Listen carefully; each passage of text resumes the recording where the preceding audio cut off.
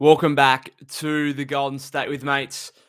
Post-game live, the play-in tournament it is for the Golden State Warriors after a 124-119 devastating overtime defeat to the LA Clippers on Sunday afternoon or Monday morning here for me in Australia. I'm still trying to wake up. It's just gone 9 a.m. Let me know your thoughts in the chat, but there's plenty to get to. So many different storylines from this game, so many different things that happened. Such a topsy-turvy affair. What were there, like over 20 lead changes or whatever else? We've got the Jonathan Kaminga storyline to get to with him being benched in this entire game from Steve Kerr. Did not see a single second as the rotation was shortened to 9. But, man, that was a game full of emotions, and it felt like a Game 7. It felt like do or die, and it's kind of weird. Like, the Warriors do get another 2 opportunities here to clinch a playoff berth, and without trying to be too pessimistic about it, they could be in some trouble because they played this game like it was do or die. Jimmy Butler played 48 minutes. Pods played 43. Steph played 38.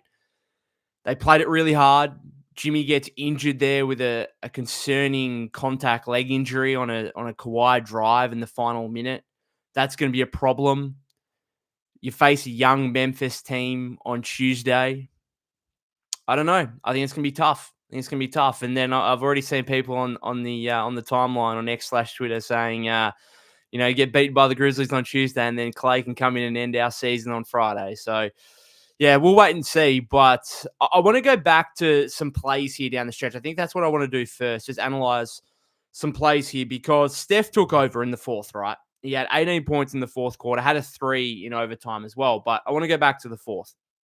Steph hits that pull-up 3 with 1:56 to go, puts the Warriors up 111-107. When he hit that, and you could kind of see his celebration, he knew that was going in, and I just thought, okay, now we're on. Now we're on. We should be able to close this out. Harden gets a way too easy driving layup on the following possession. And then the next one, the Clippers just sell out and Steph throw 2 at him. Pods gets the ball. Pods played well in this game, right? He played well. 19 points, I think, 7 of 11, fairly efficient. Too many times, though, where he just got the ball and the offense stagnated. And we know that's a Kaminga issue at times, and he's been axed from the rotation because of some of this stuff.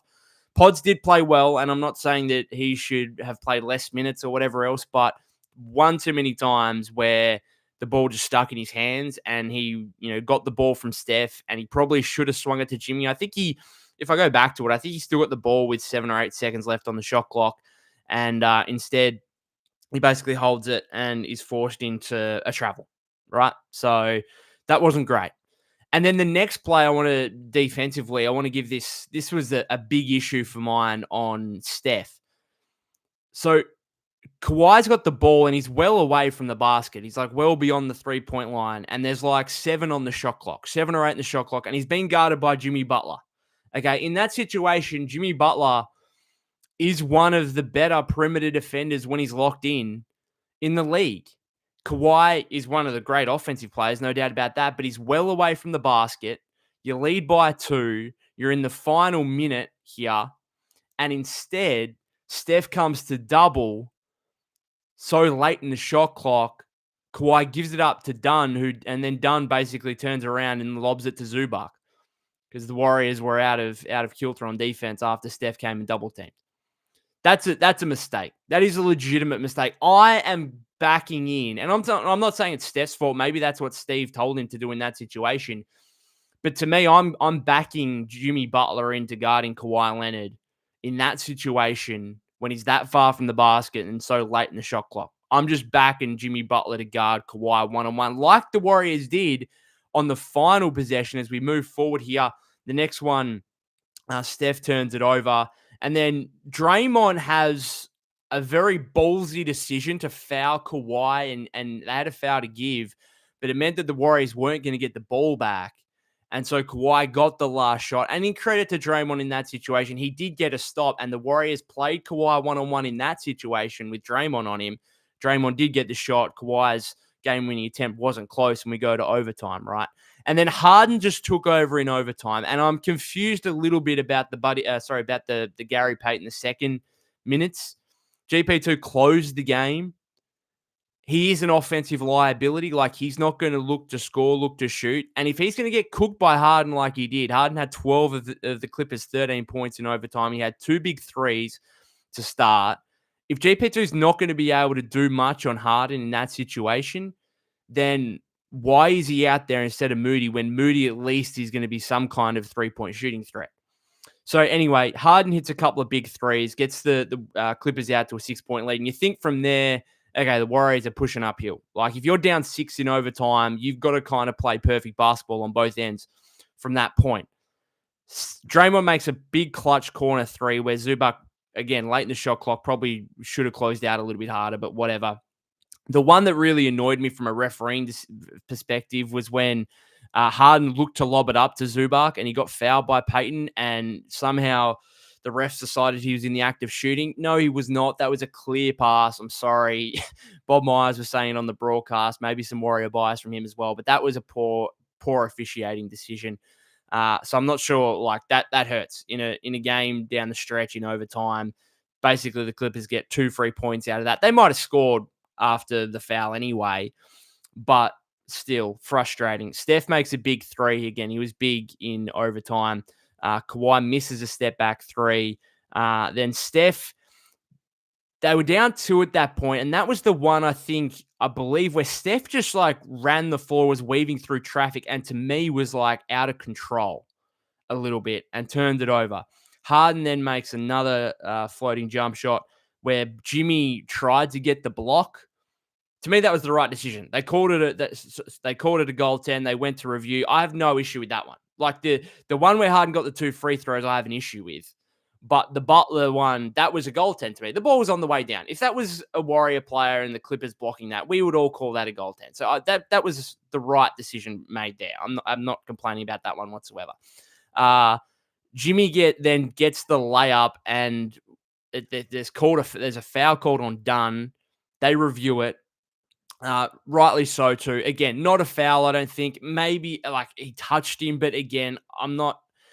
Incidental contact, not illegal contact was the call. I'm okay with that. I don't think it was necessarily a foul. I think what happened was the ref wasn't going to call a foul, thought the layup was spinning out, so did call a foul, and then the layup spun in. And so, again, I think right decision there, wasn't a foul. No complaints on that one. I thought the officiating was okay. I don't have an issue too much aside from that one where Harden got 2 free throws on what was clearly a pass, I thought. And then the last 2 offensive possessions for the Warriors. So they do get a stop on the other end with Kawhi traveling again. That was the one where he banged into Jimmy. And then the last 2, Draymond, what are you doing? What are you doing, Draymond Green? Wide open layup. Like, Zubac is kind of there and Kawhi's kind of there, but they're not close enough. Like, that's an open layup. And he tried to draw contact instead and left the layup short. Oh, man. That gives me throwback vibes to, was it his like potential game winner in the playing tournament against the Grizzlies where he left it way short? I don't know. That was horrific. And then the Warriors do get another opportunity because Leonard misses one at the free throw line, so they're down 3. And then Buddy Hield comes into the game, and Buddy Hield gets the potentially game-tying 3 when he hasn't played for ages. Like, I don't know. It wasn't the worst look. I suppose, like, I don't know. What do you do in that situation? Steph's coming off a screen. Like, the Clippers are probably going to try and foul. So the fact they got any kind of catch and shoot look and even got a 3 up is probably a good thing. And the fact that it's technically your second best. Is he your second best 3-point shooter? Quentin Post probably is. Should Post be on the floor in that situation? I don't know, man. But so many different plays that you could look back at. Look, I think the Warriors actually played pretty well. The Stars came out to play. Steph had 36, 21 in the fourth and overtime. Jimmy had his, I think, first 30-point game as a Warrior, 30 points, 9 assists, was particularly huge in the first 3 quarters.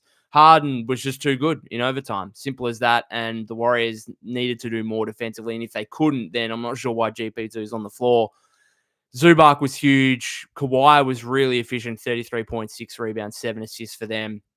Zubac, 4 of the Clippers' 9. The Clippers had 9 offensive rebounds, really beat up the Warriors. This was a real situation of the Warriors' lack of size coming back to bite them. And And this is just what happens. Like, if you're going to run these lineups, if you're Steve Kerr, and if you're going to construct a roster where your only 7-footer is a rookie who clearly the head coach is not going to trust too much in such situations, this is what you live and die by.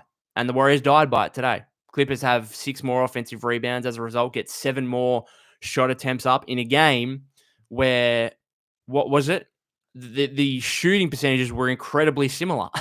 Like, the Clippers shot 55.8% and 46.7% from 3. The Warriors shot 54.4% and 45.5% from 3. The Warriors missed 5 free throws, which is kind of frustrating as well. 18 of 23. Jimmy missed, how many Jimmy missed? 2 or 3, I think. He went 6 of 9 from the free throw line. Jimmy probably looked back at that and think, geez, if I just made an extra 1, then maybe we win that game and it doesn't go to overtime. Anyway, guys, I'm going to get into your comments. There's so many things. I know we'll get into the Kaminga stuff, the rotation, all this kind of stuff. So we'll get into it here. Hopefully no internet issues. We'll do this live stream, and then I'll probably do another podcast episode tomorrow, maybe with some more thoughts on this game, and also a preview of sorts for the play-in tournament game against the Grizzlies. Logan says, closing with a 3-guard lineup. WTF am I watching? Yeah, just got beat up on the boards. Look, I don't know why. If James Harden's going to cook you anyway, why is GP2 on the floor? That'd be my question. I think it's just, we saw like this was inevitable.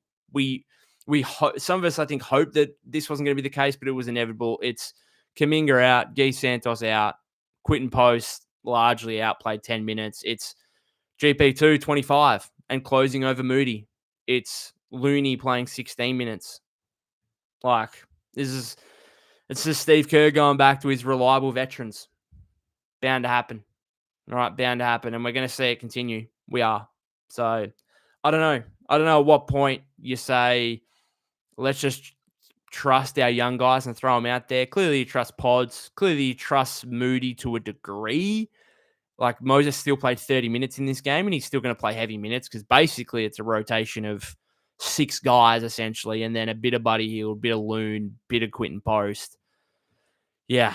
Logan says Buddy Hield closing. Buddy Hield, of all people. I don't have an issue necessarily in most situations with Buddy being in the situation when you need it, like being in the game when you need a 3. I don't have too many issues with that. I have more of an issue with the fact you got you set up a play for him to have the shot. Now, maybe that wasn't the case. Maybe they were trying to get Steph and the Clippers closed that down. So that was kind of the second alternative. Still, it's hard to be critical of Buddy when he's like not playing much, right? To come out there and hit a clutch 3 in the final seconds. Like, it's pretty difficult. I don't really have any complaints with Buddy Hield on that particular play. It's more so, is that the best you could have gotten? Could you have got something better? I don't know. Mr. Level says Kerr got out coached by Lou once again. Lou crapped on him. Yeah, I mean, it's just the rotations. It's the lineup. Like, and in fairness, if they had another, I don't know. This is bound to happen, right? It's just bound to happen. Whether I agree with it or not, I don't know if there's much point in me complaining about it, because this is just, I could have told you a few games ago that, hey, as we get closer, as we get to bigger state games here, it's going to be more GP2, more Looney. It's going to be less of the young guys. It's just is what it is, right? Absolutely bound to happen. And so I don't know if there's much point in me complaining about it. It's pretty predictable. Like the Kaminga stuff, I'm not shocked about based on his last few games. I am shocked about it. This is his 4th year. He's going into being a restricted free agent, and we're still in this position where I don't know how you can bench this guy and then re-sign him in the offseason. Like, how can you possibly do that on big money? Like, you just couldn't. He's out of the rotation now. The man is out of the rotation when there's also conjecture about getting a $25+ million contract as a restricted free agent. Like, you can't do it. And so I'm more shocked about the fact that we're now in this situation again where he's like out of a playoff rotation. It's mind-boggling. I actually think if they won this game and then they played the Lakers, maybe that's more of a Kaminga matchup and you could bring him back in. And I'm not saying that he's not going to play again for the rest of the season, but man, if I'm him, like, it's pretty hard to get re-engaged, I think, and say to myself, man, like, this is my 4th year, the end of my 4th year. I'm going to be a restricted free agent, and the coach is still benching me. Now, again, maybe that I'm not shocked about it based on his last few games. They haven't been great, but still a big storyline. Still a big storyline. Logan says Guy Santos is a closing type player. Yeah, like we probably would have preferred him over GP2. Mr. Level says smells like a repeat of 2021. I suppose the only difference there is they're on the road in the first playing game. They've still got 2 more home games here. The crazy thing is if they do get eliminated, don't make the playoffs, that means that they would have lost 5 home games in a row to end the season, which would be wild. But they've still got 2 opportunities. Look, some people will probably look at the silver lining and say that, oh, well, if you win on Tuesday, playing the Rockets rather than the Lakers might be better anyway. But the Rockets are so physical and so defensive minded that even if you got past the Rockets, and I don't even want to necessarily go much into a Rockets playoff series because the Warriors still have to beat the Grizzlies on Tuesday. But even if you got through a Rockets series, having gone through this game against the Clippers, having gone through the play-in tournament, I'm just not sure how much the Warriors are going to have left in the tank to really go on any kind of deep, sustained playoff run. So right now it's pretty rough. And if you lose to the Grizzlies, and even if you beat the Mavs or the Kings in the last game of the play-in tournament, then you get the Thunder in the first round. Yay, congratulations. Like, I know this really hurts just as much about the lack of rest and how hard you had to fight in this game and the fact that you didn't come up trumps. It really hurts because now you got the Jimmy concern, the Steph. Look, he looked really good in this game, but the thumb thing is still going to be an issue. And obviously, ideally, you would have got nearly a week off for him to rest that up. Draymond could have done with a rest. And now they're going to have to play again in less than, in 48 hours' time. So, tough. Logan says, Steve Kerr, Buddy Hield obsession. We all know Buddy Hield sucks. This loss isn't the end of the world, though. They play well against Memphis, and I like the Rockets matchup. Logan also says, Buddy Hield in playoff-like games, this will be the end of the team. Yeah, but I don't know. What's the alternative? Man, Bradley Beal. That might be the alternative in the offseason. Buyout. Welcome to the Warriors. I don't know. We might be looking at off-season stuff pretty soon here if the Warriors can't win one of these next 2 games. Dan Next says, so disappointed we are 0-3 in the play-in. Imagine we lose to the Grizzlies, then Clay hits a 3 to send us home.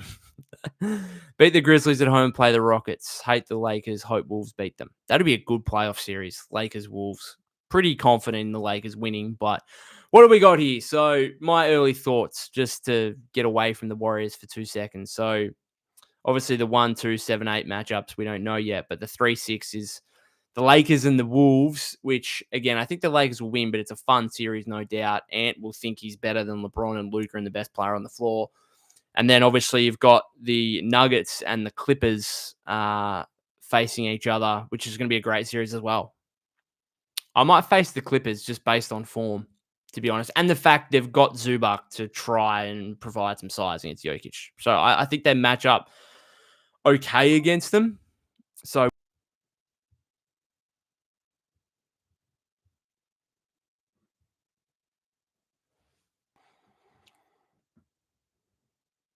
I was wondering how long it was going to be before some internet issues. Let's hope we don't get too many more. Sorry, FRQ Steve says, Kerr don't trust Kaminga. Let's sign and trade Miles Turner. I really want to know, like, it's almost more fascinating to me what rival teams think of this and what that does to Kaminga's market value in the offseason. Like, would a Brooklyn Nets team look at this and think, oh, we don't give a crap. Like, we'll still sign him to an offer sheet of over, $25 million a year. Or do they look at this and think, oh, crap, like, okay, now he's out of the rotation completely?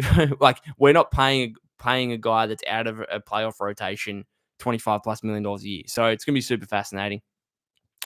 FTW Clan says, I know Curry got hot in the 4th, but when we were up 4 with under 2 minutes, some of those rush turnovers by Curry killed me. Like, that's the perfect time to slow things down and get Jimmy the ball. Agree with that. He had one play in particular where he just like rushed the ball up the floor and then was dribbling against like 3 guys. And I was just like, bro, just chill. Like, what are you doing? Carlos says, no Gee, no TJD. Not completely shocked by that. FTW Clan says, Kaminga completely benched. Why?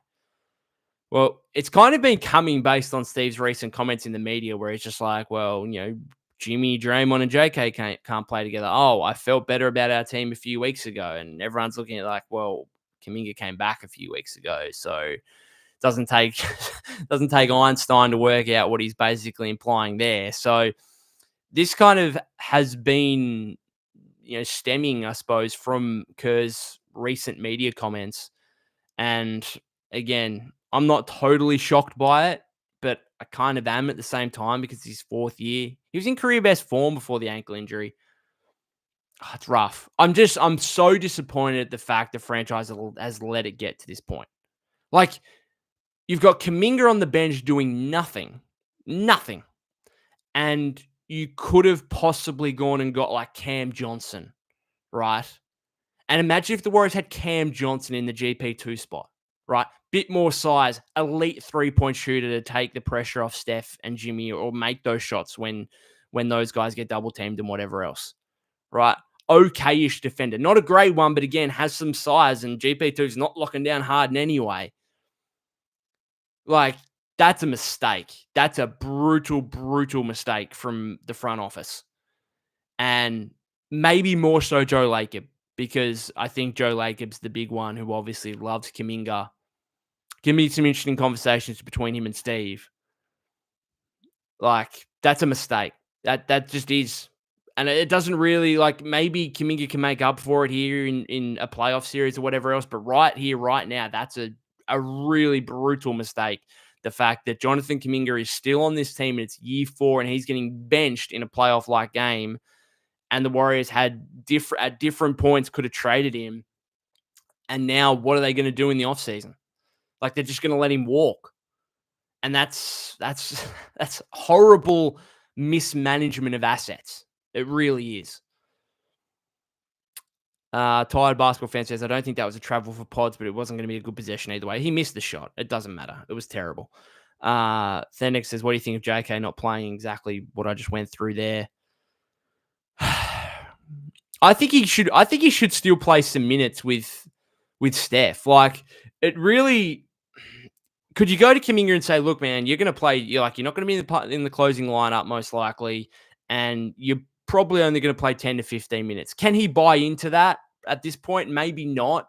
But like, I still think he's worth having out there for 10, 15 minutes, because all of a sudden, like, I'm going back to, when Jimmy and Draymond are off the floor, at any time Jimmy's off the floor and Pods is off the floor, and it's Steph and Moses and Buddy Hield and GP2 and Looney. And I'm like, man, this is rough on Steph. This is rough. And at least if you had Kaminga out there, you got a guy who, can come up, set a screen for Steph and dive to the rim and finish at the rim. And like, there's some minutes there to be had, I think. I don't think he needed to be axed completely, but maybe Steve just thought to himself, well, I'm not going to be able to get him engaged enough if I'm only going to play him 10 to 12 minutes. So what's the point of playing him those minutes anyway? I don't know.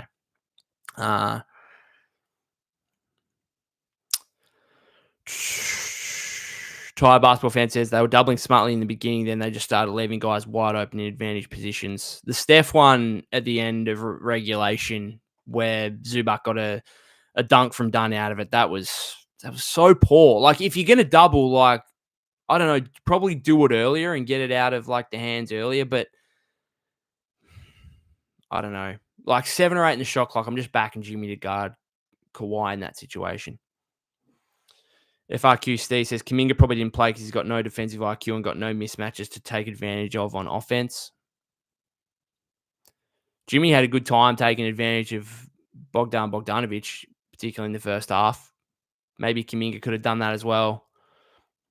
I don't know.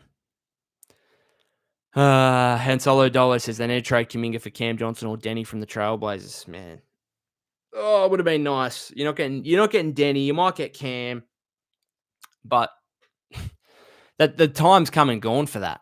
The time has come and gone, I think. Then next says Moody only had 4. His defense was great in the first half. His 4 points came on 2 times where he picked Harden and was it Harden on both occasions that he picked and got dunks/layups on the other end. His defense was impressive early. 3 steals, 2 blocks. I think that almost all came in the first half. So And then we went to GP2 down the stretch to guard Harden, and Harden had 12 of the Clippers' 13 points. Man, fantastic. um, Logan says, Guy Santos need to play rebounds and plays with intensity. A winning player, nobody healed BS. The problem for me as well is that like Steve will probably look at it and say, well, I can't play too many young guys, and Buddy Hield is 32 years old. Man, Buddy Hield has played 4 playoff games. They all came last year. This man does not have any big game experience. He doesn't. And so to say, oh well, Buddy Hield's a more experienced player, and therefore I trust him more in these situations. No, you don't. What's the history of suggesting that that's the case? He has played 4 playoff games in a 9-year career, right? What's the difference between him and Guy Santos in terms of big game experience? There's none. There is none. Cool, he had 20 points in Game 6 against the Knicks in the first round last season. He also had 3 games with a combined 2 points. It's the Buddy Hield experience, right? It's bound to be the case. You know what it is. Steve knows what it is. Yet you're not going to go to Guy Santos. That one actually might frustrate me the most. I don't know. They obviously think they just need the sheer 3-point threat. Like, teams are going to close out harder to Buddy Hield than they will Gee. Like, they're going to see Gee out there and think, okay, we're just going to let you fire away from 3. Buddy, on the other hand, they'll be like, yeah, you kind of have made like the most threes in the league for the last 6 years. So I suppose we better actually close out a little bit and stay attached to you a little bit. Thai basketball fan says the Harden free throws were big, and like you said, it was pretty obvious. Yeah, I don't care that it was a foul. Like, wasn't even close to the rim. It was a great lob to Zubac. It was a great lob. It was going to be a lob dunk to Zubac. Fantastic play. You also got fouled on the pass. Should have been no basket. It's the only real officiating decision I can frustrate. Aside from that, don't have any real issues. The Butler goaltend was a goaltend. Happy to agree with that one. Right, the Butler layup foul call that then was overturned to a no call. Fine, fantastic, not a foul. But that pass one from Harden that they called in the act of shooting, that's some BS. Then it says we missed 6 free throws. Yeah, was disappointing. Jimmy missing 3 free throws. That's big. The others are expected to be inconsistent. Agree with that. Then it says Dre always wants a foul instead of shooting the ball. Man, that was. You just don't really want him in that situation, do you? I don't know. I'd almost rather him from 3 in a situation like that than around the basket. Chris says refs were good today. I agree. I think it was a good refereed game. Usually I'd come into a game like this in overtime and I point to like 10 things. It's like, what are we doing here with these officiating decisions? But, I thought they were pretty good. Well done. Well done, refs. Hopefully those 3 guys, whoever it was, get some playoff time based on that. Thai basketball fan says, I've been saying this about Draymond for a while. Didn't anticipate it being such a big decider for the entire season, man. FRQ Steve says, why you all hate Kerr? It's literally not his fault. Not sure if that's sarcasm or, yeah, anyway. Thanik says, do you think we beat the Grizzlies at home? I'd like to think so. But at the same time, man, like, the Jimmy injury concern at the end there and him playing 48 minutes in this game. Steph playing 38 minutes with the thumb injury. Draymond's old. Like, you're relying pretty heavily on GP2 when I'm not sure you should be, but he played 25 minutes in this game and he's had a few injury concerns recently. The knee inflammation. Most recently, saw him miss the back-to-back earlier in the week. Steve says, when Kaminga is on, another worries. Jay Talk says, it was a great look, but having him take that is 1,000% on Kerr. Definitely not the priority in that situation, but I suppose the thing is, like, you need to try and get Steph in that situation, because if Steph's curling, right, off a screen in that situation, then by the time he has to kind of turn and get into his shooting motion, the Clippers probably have an opportunity to foul in that situation, as opposed to the way Buddy got the ball, which is he caught the ball looking at the basket and therefore can go straight into a shooting motion and doesn't give the Clippers an opportunity to foul. So the fact they got a 3-point look is okay. I'm not sure if you could have got Steph on that play instead of Buddy? Probably not. The Clippers would have thrown 2 guys at that or whatever. But I don't know. It's all the ifs and buts, I suppose, after a close game like that.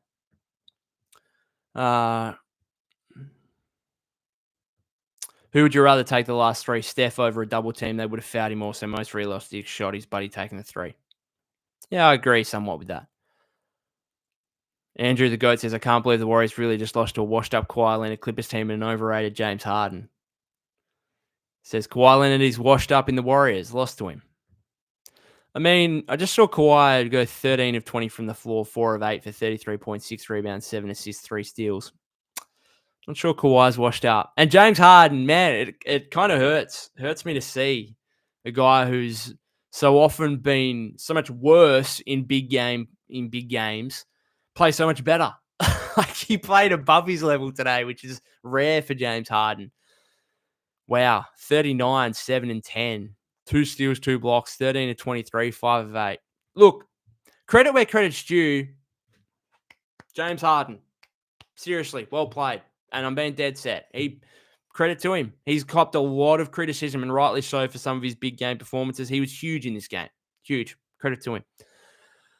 Tired basketball fans. Steph with a new season high in turnovers, and we lost every one of his shifts other than the fourth quarter one where he scored 18 in 8 minutes, yet they only won them by 4. Yeah, the first half was problematic where the Warriors went on a 20-3 run, and most of that was with Steph on the bench, and Jimmy was absolutely terrific. They got up by 12, and then Steph came back in, and they basically immediately lost it. And then Norman Powell hits that buzzer-beating 3 at the half to go in 60-58.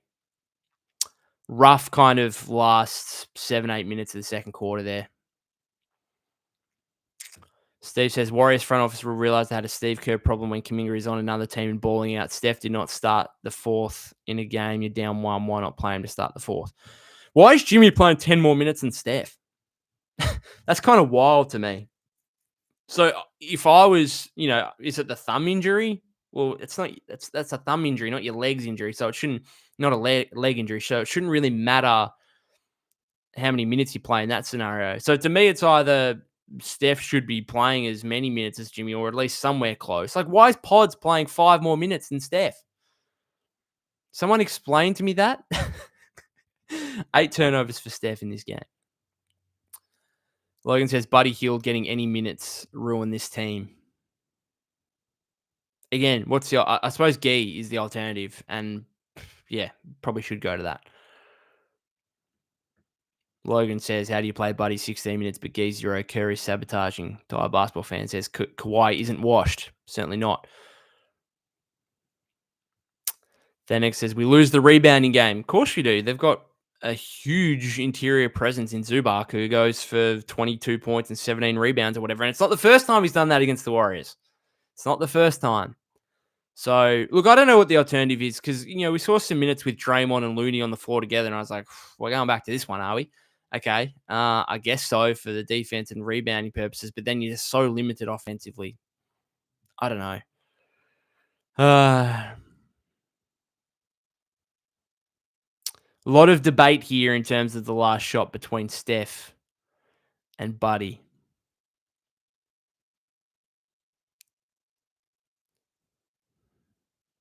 Just having a read through here. Steve says, if Mike Malone can get fired, why do we still have Kerr as coach? I think I agree with Frosty basically saying Steph would have been fouled and they wouldn't have had a chance to tie. I think I agree with that. It's easy to say in hindsight, but who knows? But I think I agree with that.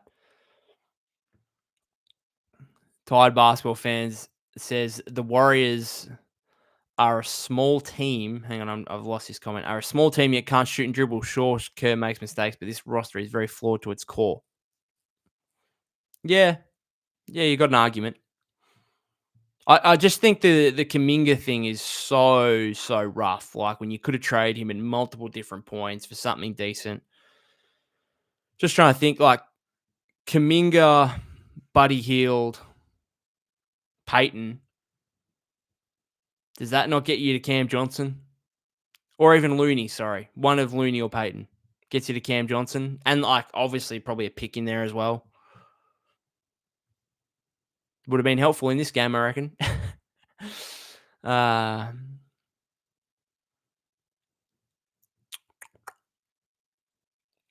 Frosty says Gee is not as good as you think. Logan says Gee over GP2. Interesting take. It's more Gee over Buddy for me. I'm not saying Gee Sanders should have been closing this game. Maybe it should have been Moody. I don't know. Would have liked to see Cam Johnson, to be honest. That's probably my answer.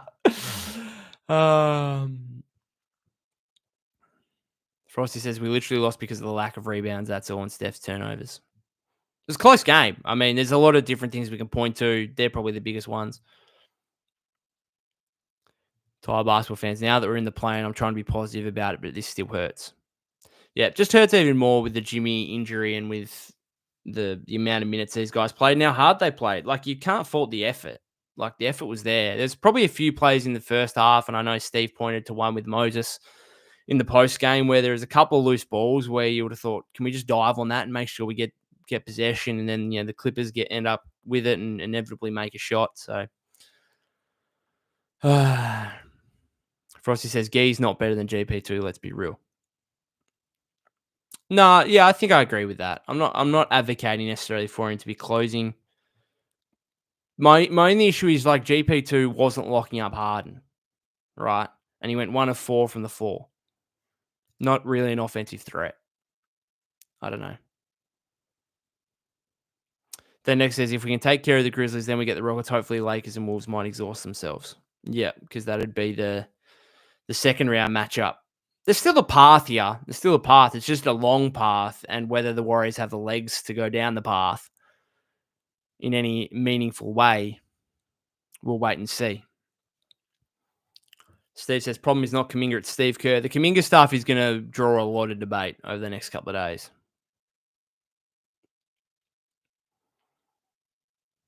Frosty says, problem is Kaminga, not Kerr. It's going to be a debate, I tell you. Han Solo says, Steve Kerr needs to be fired. Frosty says, Kerr hate is so forced. I love this debate. I love this debate between Steve, the Kaminga stuff, GP2, Gee, Buddy Hield. Jacob says, maybe if Steph spent less energy doing the shimmy, great guy, but his sportsmanship leaves a little bit to be desired. Interesting. VT Vino, Post needs to get tougher and own some more boards. Love the guy. I want him to do well. Tough to be too critical of a rookie, I suppose. But at the same time, we're kind of wanting the younger guys to play more. Should he have been out there on the final possession? I almost would trust him more in that situation than Buddy Hield. Like, I genuinely would. Like, would I have preferred Quentin Post take that last 3 than Buddy Hield? Maybe. Legitimately, maybe. Hansel says they could have traded Kaminga for Cam Johnson or Denny Avdia. They also need a better big man. Yeah, I don't think Denny. I know he's taken a bigger jump since the mid-season trade deadline, and so I don't want to necessarily say that he was at the same value or same untouchable level than he was before the deadline. But I also think the Trailblazers traded like 2 first-round picks for him last offseason. I don't think they were about to turn around and trade him. VT Vino says, pretty much told the whole league that Kaminga is for sale. Very fair. I don't know how you bring him back after that. Frosty says it's a bad matchup for Kaminga. I understand why he didn't play. Logan says, what do you think of this Memphis game? Said it before. I think, we should, hopefully win, but I'm just concerned about the Jimmy injury, the Steph thumb thing, just how hard these guys played. Like, Memphis had a really easy game against, just checking that one out. Had a really easy game against Dallas. Sorry, that's the Denver-Houston game. Wrong click. Memphis won 132-97. Mavs sat all their guys. The Mavs starting lineup was Dante, Brandon Williams, Dante Exum, that is. I'll just call him Dante, go by first name basis as a fellow Australian. Brandon Williams, Najee Marshall, Max Christie, Daniel Gafford with Dinwiddie, Caleb Martin, Kai Jones, Jaden Hardy, Dwight Powell off the bench. No Lively, no Washington, no AD, no Clay. So, Grizzlies Didn't play any of their guys either, so they're fully rested. I didn't even know that. So no Jar, no Jaren Jackson, no Desmond Bain. So they basically no Zach Edey, no Scottie Pippen Jr., no Santi Aldama. So they basically just get a full couple of days here to prepare for the Warriors. Troublesome situation. Troublesome situation. Hansel says, I want Memphis to take the Warriors out of their misery and to shut Draymond's damn mouth, saying they're going to win a championship and he can't make layups. Shut the hell up and win games. Yeah. Yep. Fair. If you want to go win a championship, maybe make a layup in the final 40 seconds rather than looking to draw contact. Berserk Monk says Grizzlies will get cooked by Steph without Jaden Wells. They don't have a defender to bother Steph all game. Prayers up to Jalen Wells. Broken wrist, I think, off that really, really tough fall against, was it Charlotte a few days ago? Just Blow in the chat says, so disappointing. Berserk Monk says, I don't know why Kerr decided to stick GP2 on Harden. Harden doesn't get bothered by tiny guards. Potentially could have had Moses out there instead. Daniel says, not sure if this was mentioned earlier, but could be better to play the Rockets than the Lakers. Could be, but I still think the Rockets are going to be an incredibly tough matchup. And even if you get through them, I don't know, it just feels like losing this game in what was essentially a game 7. Jimmy's playing 48 minutes, Pod's playing 43, Steph and Draymond big minutes. Just feels like such a harder path now. And does this veteran team have it in them to be able to, win a couple of playoff series to get to the West Finals? I don't know. It's a pretty tough ask now for them to be able to do that. But we'll wait and see. Berserk Monk says Harden gets bothered by size.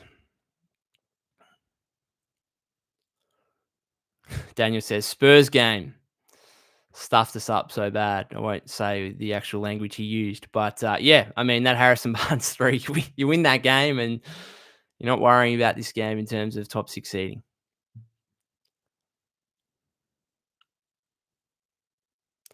Thanks for all your comments, guys. I'll try and get a few more through here, but otherwise I'm going to finish it up.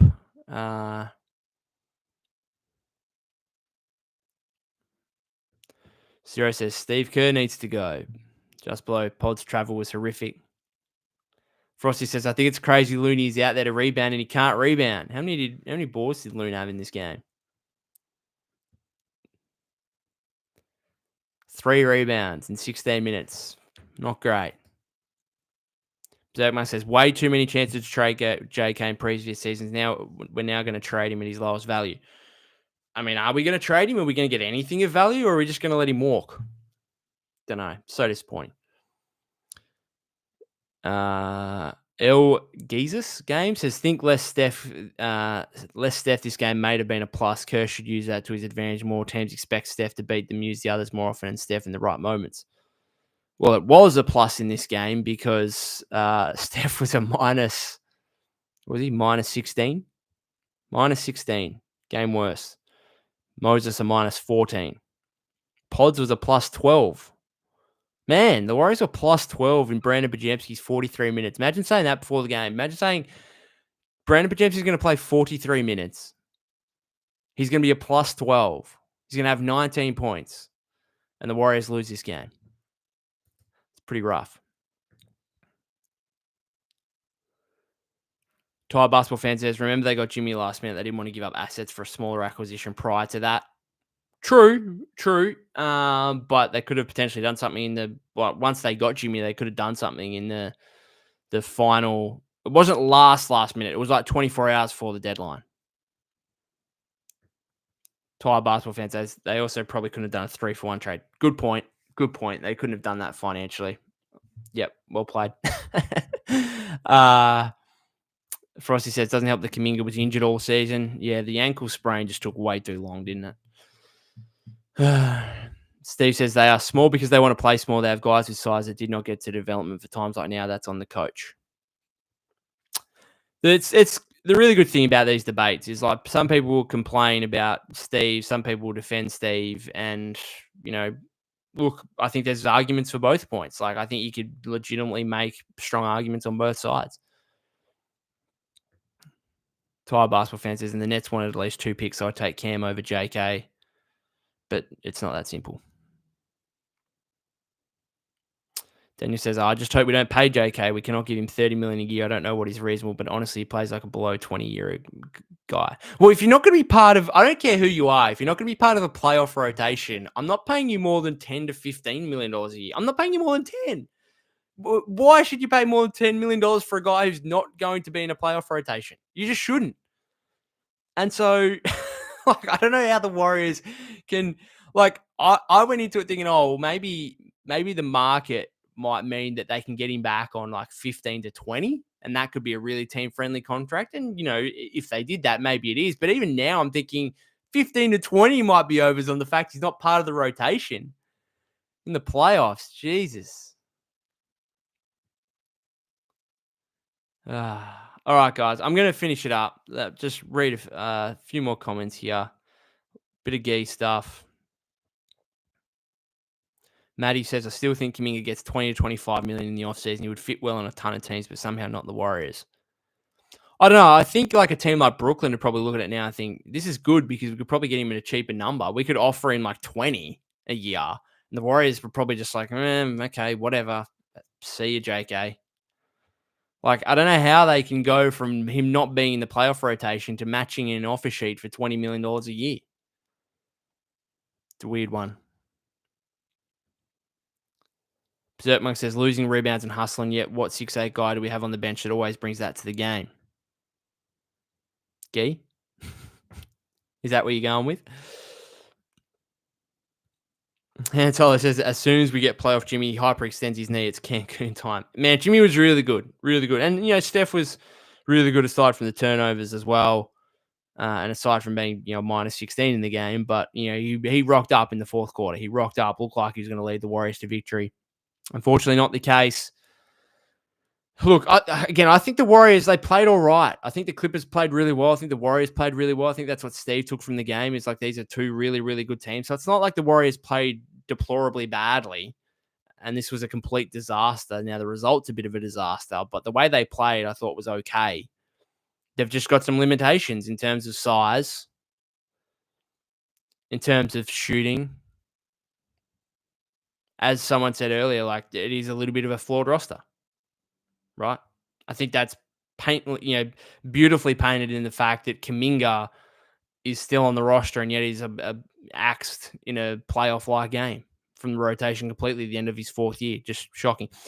Just quickly on the Han Solo Dolo comment though, I don't think he's hyperextended his knee. I think it was just maybe a good old-fashioned, I don't know what you guys call it in America. We call it in Australia, good old-fashioned corky, where basically you just get kneed or elbowed in a fleshy part of the skin, right, and you get some deep bruising going on there. I think because he was more so, it looked initially knee, but then it looked more so like he was kind of thinking about his thigh, and so I think it was just knee to thigh and a good old fashioned corky, as we like to. I don't know what they call it, a contusion. Is that what it's just called in America? I don't know. We call it a corky. Yeah, Berserk Monk says he didn't hyperextend his knee. I thought it was a knee to thigh collision. Logan says, see you on Tuesday's post-game stream. Yep, I'll be around for it. Let's hope for a better result. Generational hater, Harden banished the Warriors to the playing game. Credit James Harden. Tire basketball fan. Jimmy had 28 like midway through the third or something, then scored 0 on one shot the rest of the game. Did have that layup in OT. But yeah, fair point. Frosty says 2 home games in the play-in should easily win one. You'd think so, but I'd really like it to be the first one because I don't really want to have to just go up against a Thunder in the first round. Logan says Jalen Wells is a big loss for Memphis. Hopefully Jimmy is fine. Yeah. Fingers crossed for Jimmy. I'm sure he'll be in the ice bath or getting massages or whatever he needs to do right now to recover for that game.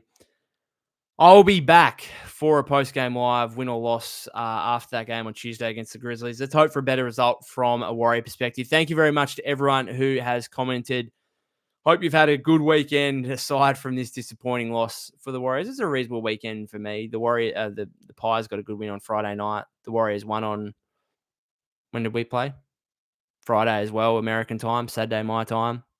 So it started off all right. This is obviously really, really disappointing though, and not a great start to my week as We near 10 a.m. on a Monday morning. If you haven't subscribed to the YouTube channel already, that'd be greatly appreciated. And follow me at POC252. That's POK252 on X/Twitter. Thanks again to everyone. Thanks again to those of you that are watching via replay or if you're listening via the podcast feed. Thanks for the ongoing support. I'll be back on Tuesday. Let's hope for a better result against the Grizzlies.